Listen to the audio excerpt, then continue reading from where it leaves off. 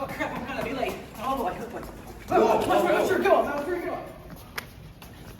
Okay, what you just saw right there may not seem like a problem. However, imagine now if I was a forklift and I had just hit that person. Yeah, that would happen. And currently, that doesn't look good for either me or him or the company or anyone involved. Because nearly scenes like this happen all across the world in warehouses across every country. Nearly 1,500 accidents like that occur every year.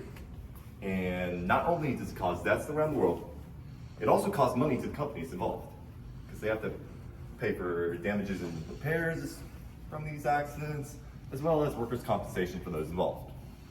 Now, that's why we developed our product. Our product is to help prevent these accidents. Our product basically acts as a warning system for impending traffic coming around corners. So now that you know our product, let's get a demonstration going.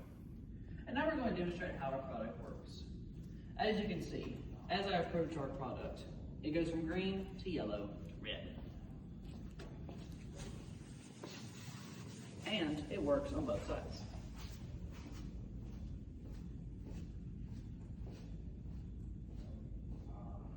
Alright, so let's dive deeper into our product.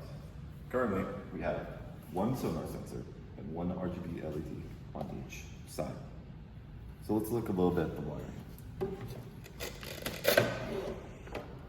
Alright, so we can actually divide this into two sections.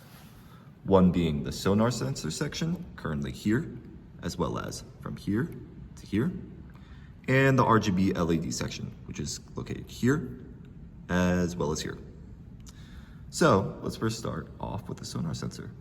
So it comes from here, through here, to the analog pins, where it will give the distance of the object right in front of the sensor.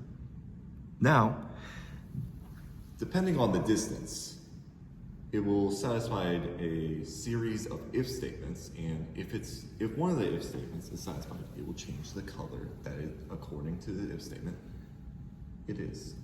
So, we take that, and we now go to the RGB LED section through the digital pins. So, it goes through here to here, and into the RGB LED strip. Now, each section is actually really simple. We have a 5-volt ground as well as the analog pin. And here it's very similar, 5-volt ground and the digital pin. All right, so let's dive into the disciplines that we use today. We use 3 disciplines: cyber engineering, electrical engineering, and civil engineering.